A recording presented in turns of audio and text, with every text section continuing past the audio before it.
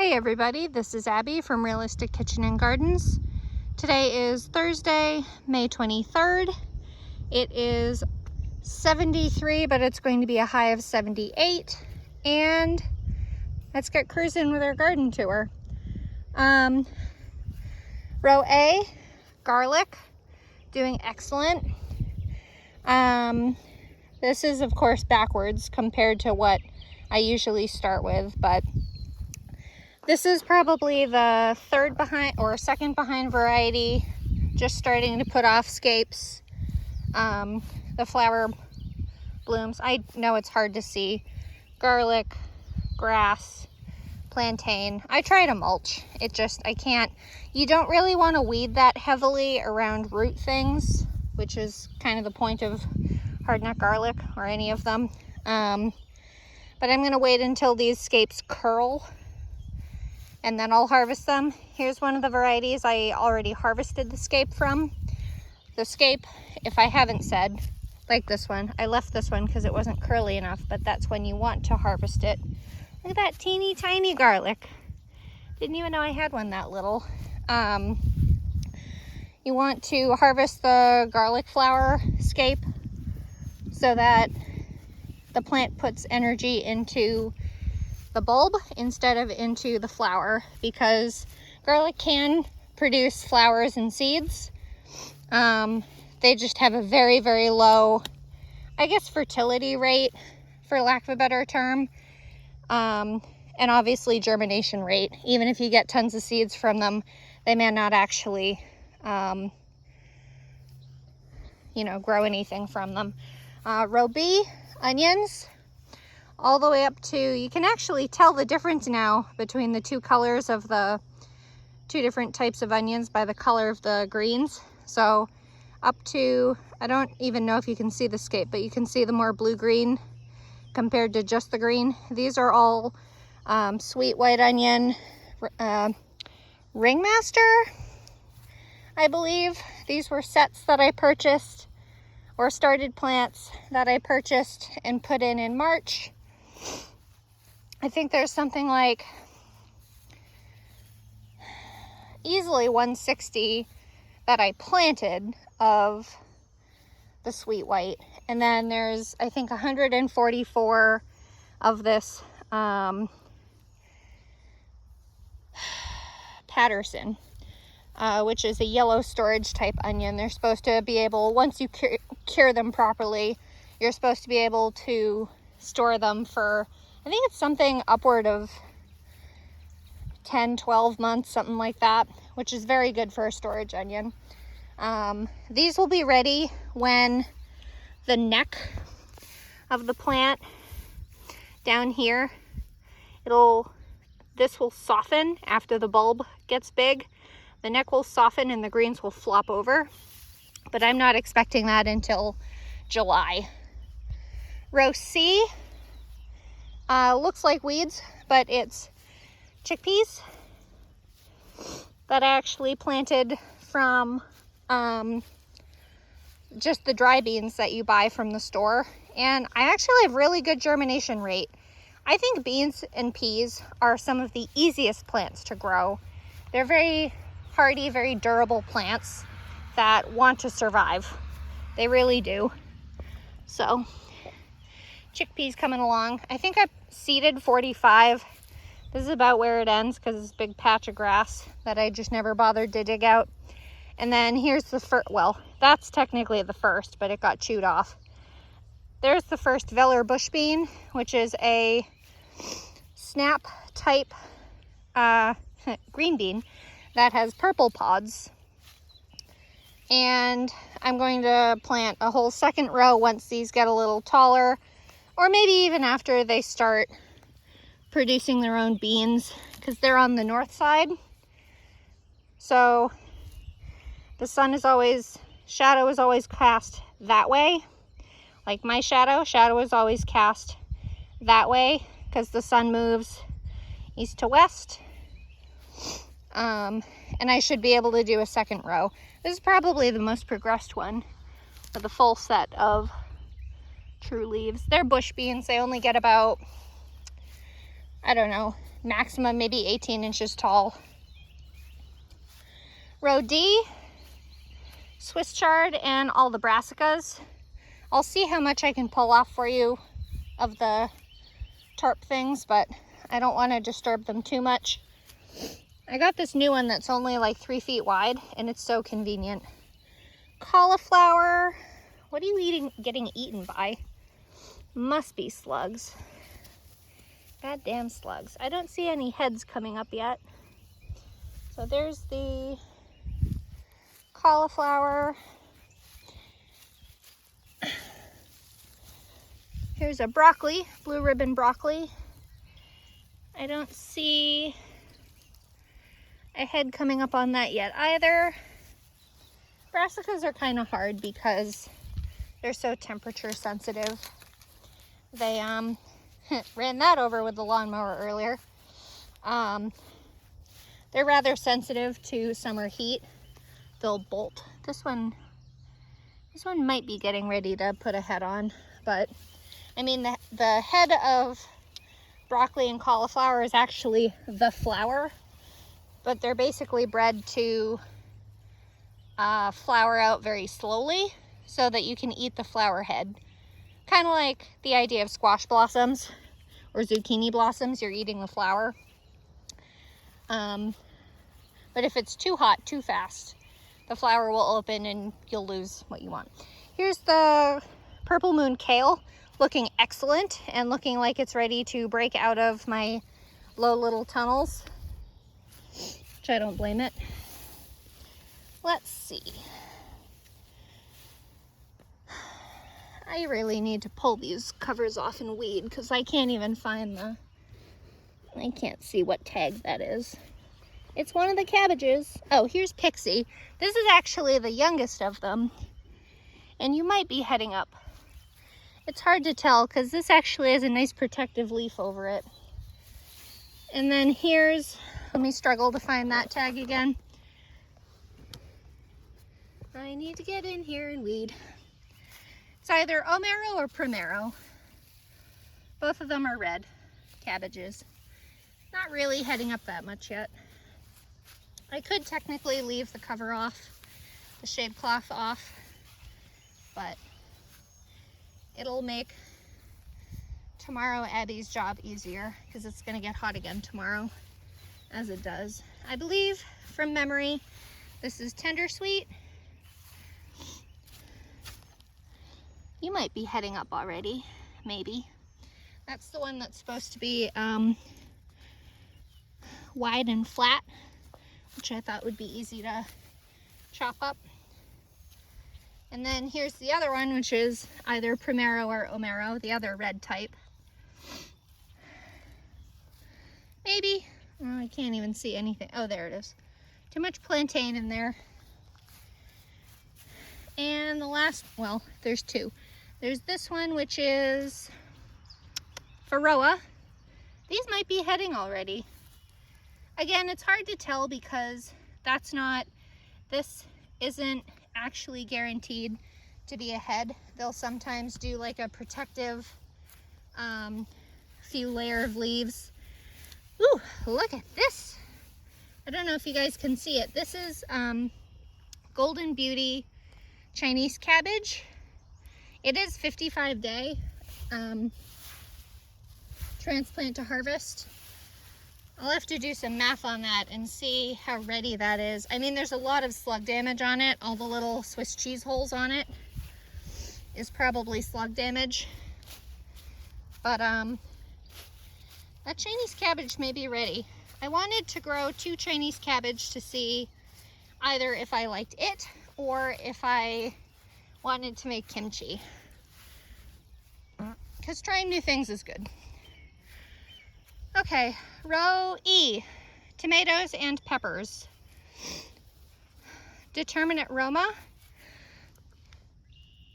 First one right off the bat, if I can get this camera to focus, is already putting out some flowers. These will get, from my understanding, this is the first time I'm planting these tomatoes. They're a paste type, and what they're supposed to do is get full size and fruit all at once, flower all at once and fruit all at once, so that you get your whole crop all at once. I don't know, we'll see. I also transplanted the saddest, tiniest little transplants today of, that is the Finissimo Verde Apaya basil, the one that's supposed to stay small and like a bush. I also seeded nasturtiums and marigolds, dwarf French marigolds, from seeds that I kept from a couple of years ago. And then this is Coeur de Boue, which is the first indeterminate type of tomato. These are the ones that are supposed to have a purse type shape, like narrow top and then big fat bottom. Oop, you have flowers too. Flower buds. It's trying. Let's see. There's 6 of those. I need to stake this. This is Bartelli cherry tomato. It's already leaning. Already has a small cluster of flowers on it. And it has a little ways to go to reach that trellis, which I wanted the overall height, so I'll just have to stake you so you don't touch the ground. And then the last tomato is Hungarian heart, which is supposed to be a pound tomato each that is shaped like an actual anatomical shaped heart, kind of the big fat top, oval-ish, and then narrow little bottom. This is also indeterminate and very, very young little flowers right there. Trying to see if I can find any flowers on these Hungarian hearts. I mean, I can see the start of them, but they're not actually like out yet. All right, and then on to peppers. I have lost 2 or 3, and I'll show you because now there's basil in there. But this is the 2 sweet banana peppers. More for pickled pepper rings, which I've really enjoyed as a condiment throughout the year, mostly with roast beef. And then Full Moon and Vesuvius Thai chili, flower number 2, and tomatoes, peppers with a bunch more flowers. Look at that. Ooh, and some kind of, I don't know if you guys can see that on camera, some type of itty bitty camera focus, itty bitty caterpillar. I don't know what that is, but I don't want it on my pepper. It can go over there. Peppers, you can actually pollinate by tapping them. Pepper plants have both male and female parts in each flower, so they're usually self-fertile. And this is, right here, is that first pollinated pepper. One early jalapeno, which also has flower buds coming up on it. That's supposed to be, I think, a 55-day, it's either transplant to fruit or seed to fruit. It's probably transplant to fruit, because this was this was seeded March 8th. And then we have 8. I think I'm down to 8 golden Cal Wonder Bells that will start green and then ripen to yellow. A sweet bell pepper. This is one of the peppers I lost, so now it is an Emerald Towers basil. That's number, that was supposed to be 3, 4, 5, 6, 7, 8, and then here's the last one of the golden Cal Wonders, which may or may not make it. We'll see. And then here's the first of the, I think I'm down to 7 Cal Wonders, which ripen to red. Again, they'll start green and then fully ripen to red. 1, 2, 3, 4, 5, 6, 7, 8, and no, I actually have 8. And then this is a lemon basil. And then I got a catnip plant the other day, and I decided to put it here because there was a good, you know, 2 or 3 feet from there. Row F, potatoes, short season, red waxy type sangra. Is that just a clod of dirt or a bug? Nope, it's a clod of dirt. Although, I don't know if you'll be able to see on camera, but there's these black little bugs on it. Those are flea beetles, which last year is the whole reason I planted the catnip in and amongst the potatoes, but I don't think it helped. And then this is the first of the mid-season gold type potato, Vivaldi. Don't know how well these will do.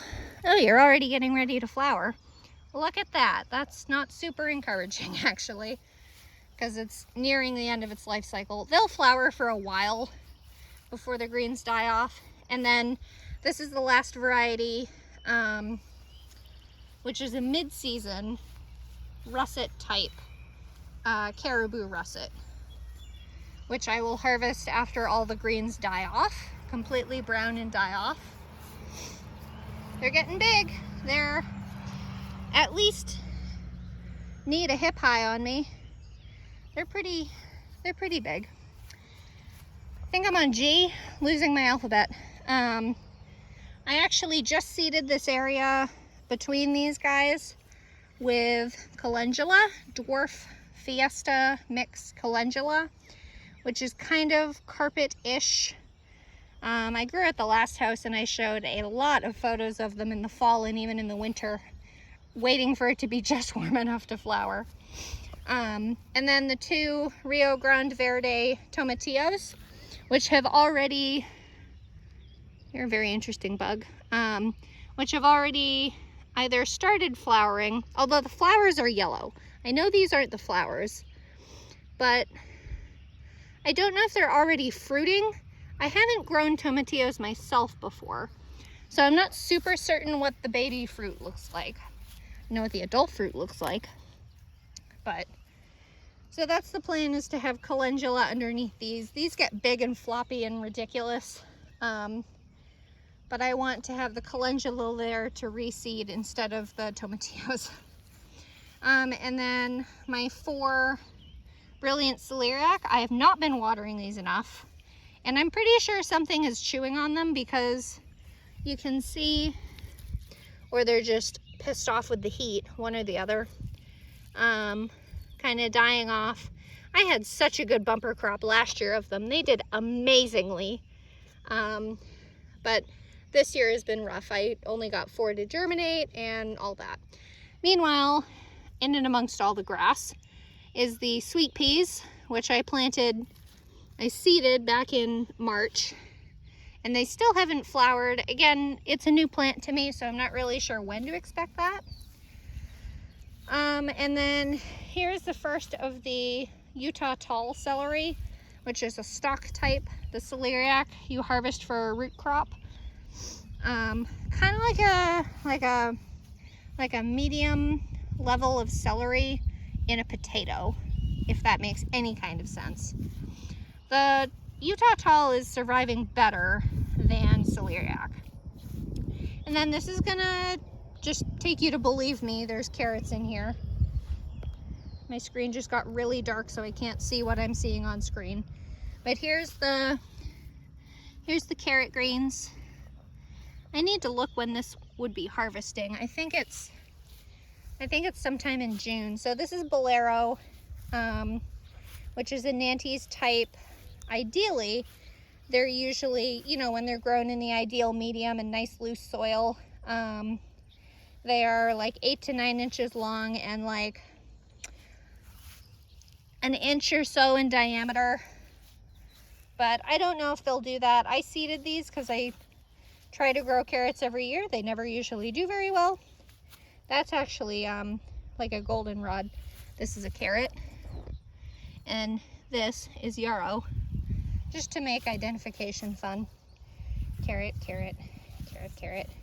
I'm really surprised how well Bolero's doing. But again, I would love to have them be all pretty and neat and all that, but I don't really like to weed around root crops because I don't want to yank my carrots out in secondary. Row I've lost what letter we're on.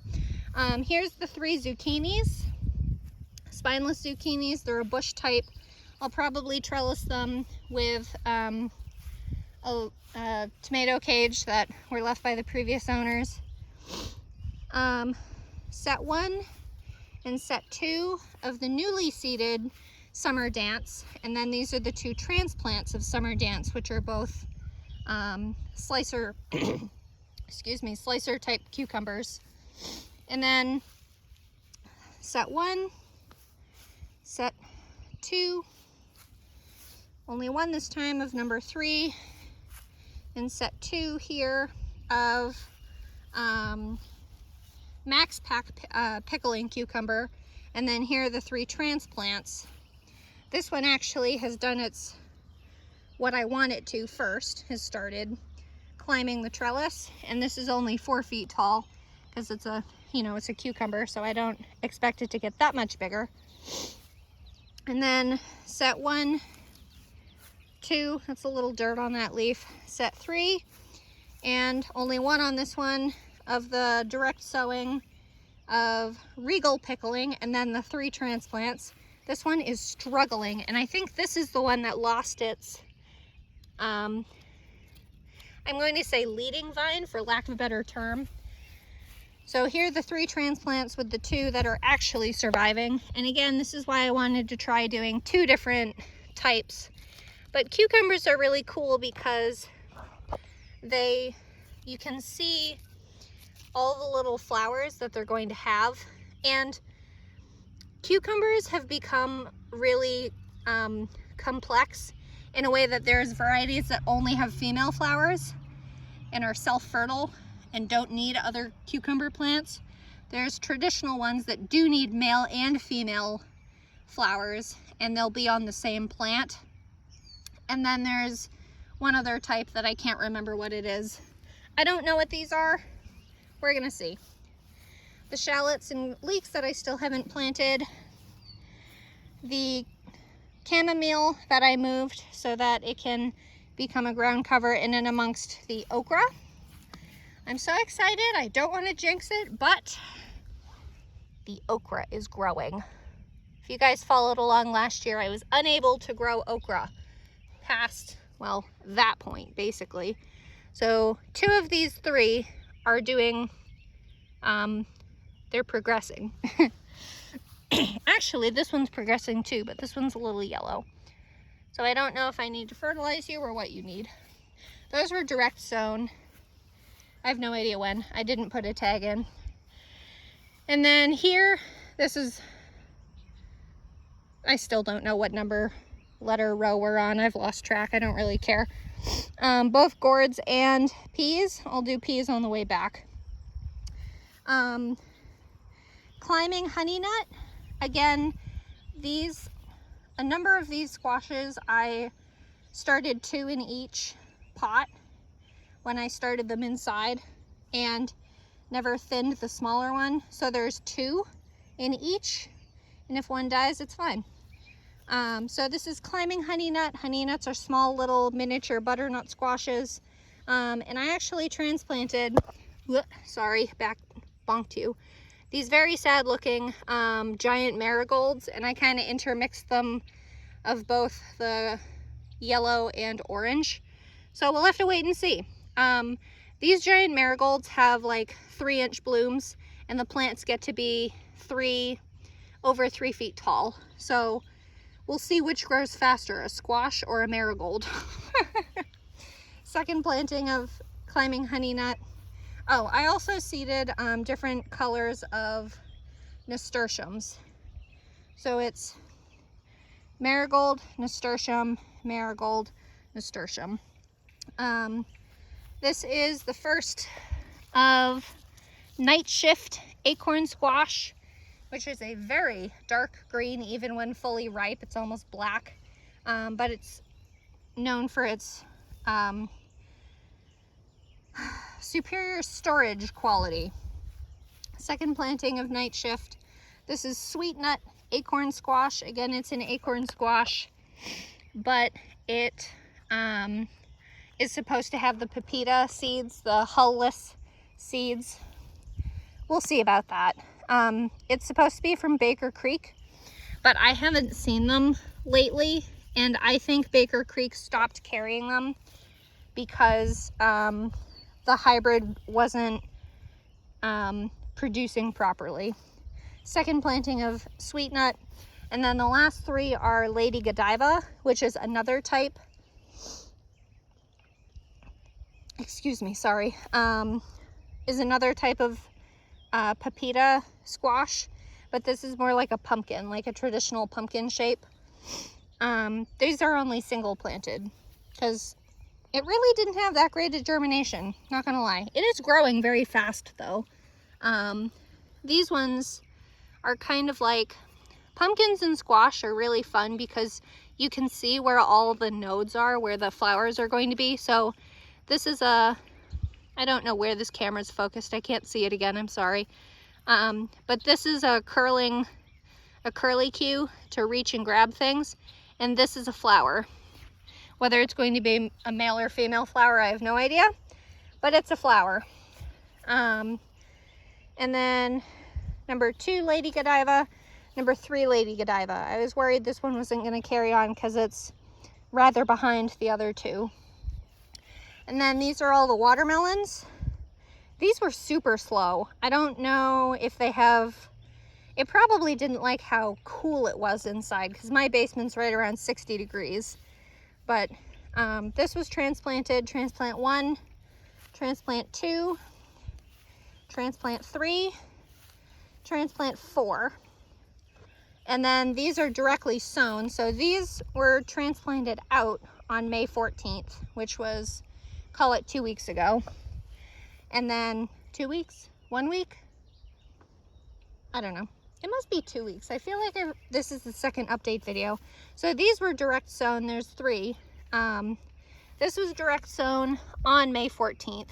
And I feel like it's almost in the same time zone as the other one. This one hasn't sprouted yet, wherever it is. Oop, I just uncovered it.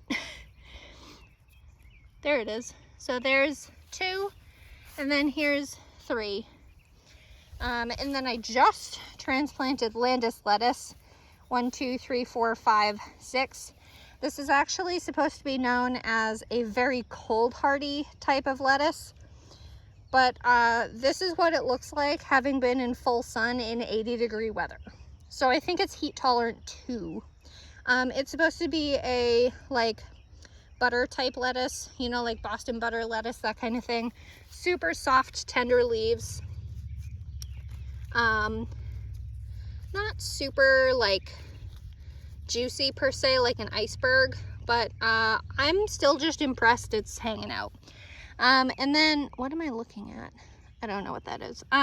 So here's a bunch of the cilantro that I seeded, and then it said no thanks, and then it came up anyway. Long-standing. This is starting to bolt. This is, you know, this is what the foliage normally looks like, ready to harvest. Kind of small though. But then you can see how different the foliage is when it's getting ready to send up flowers, which is called bolting. This has been really heat tolerant. I think the only reason this is bolting is because it got up over 90 last week. So it is indeed very heat tolerant. And even then, these two, I don't think they're, maybe they are, I don't know. So I should probably harvest that. Obviously, if you want to harvest coriander seeds, you just let it go to flower and then let them dry out, and you can either let the seeds fall off the plant and go on the ground and you get more free coriander later, or more free cilantro, or you harvest the seeds and get coriander, grind it for fresh coriander spice, or just use the seeds and like pickling and that kind of stuff. Anyway, as you can see, I have chopped down the cover crop. And then probably tomorrow or so maybe, or whenever it's cool enough again. I've been out all morning, but I'm going to till all this in so that it loosens the ground up. I may leave one half of it because I'm gonna have to double check again. I thought I looked, but I'm going to plant half the row in carrots and half the row in parsnips. I know carrots you sow out in June for a fall winter harvest, but I can't remember for parsnips, so I'll have that next time. Meanwhile, peas, tall telephone. Oh, there's two. Oh my God, it actually has a baby pea on it. I didn't even know this was here. Look at that. I saw these white flowers, or I saw one other white flower earlier, and it's in and amongst the purple pod snow pea, so I thought it might have been a genetic fluke, but this very sad little plant is apparently a tall telephone, and it's saying I can have a pea already.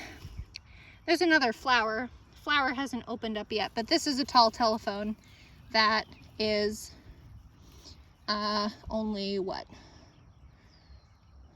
Maybe 18 inches tall. I'm trying to wrap the thing around here so it stays upright, but it's not going to. I was informed. These are from Baker Creek also, these seeds. So I guess Baker Creek's slipping, or the ground here is really bad for peas, one or the other. They're supposed to be 6 feet tall. These peas are supposed to go all the way up. Where's the top? Right there. So, and then here is, I wonder if that's a tall telephone too. This big one. I don't know. I unfortunately direct sowed some. I'm having such a struggle with peas this year. I direct sowed the whole row with tall telephone, and then nothing came up for over a month. So I'm like, okay, you're not coming up. So then I did some pre-sprouting for, these are supposed to be little purple pod snow pea, and the flowers are supposed to be purple, but the pods are green. Although I have found a purple podded snow pea, snap pea, sugar magnolia that I'm gonna get for next year, because I like purple pods so I can see them from a distance rather than having to clamber all over. This was the flower I saw earlier when I was out here, and I really don't know if it's a tall telephone or if it's a snow pea. So there, peas doing whatever the hell they want. Actually, there's another blossom, couple blossoms coming along. That's fun. You haven't quite clambered on yet. There. Those might be tall telephones, because that's definitely where I started. I mark where I start things so I can remember. That's definitely where the purple pods start. So those might be tall telephones, and that's how dwarfed they are from whatever is dwarfing them, stunting them.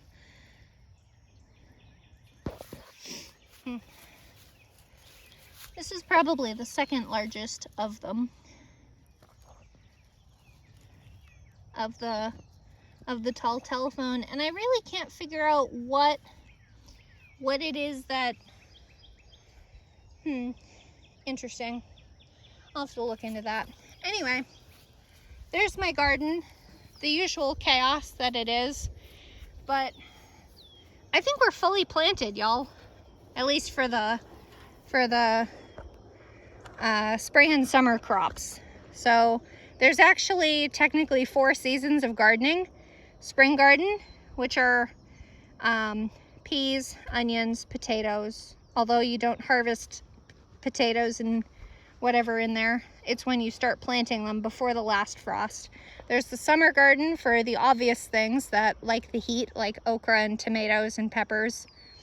There's fall gardening, which is when you do a planting in the middle of summer to get things. And then there's winter gardens, which you saw a little bit of at the last house. It's like starting your garlic, your hardneck garlic, and like Brussels sprouts, onions, that kind of thing. So the sowing of carrots and parsnips will be considered part of my fall garden. So there's always something going on.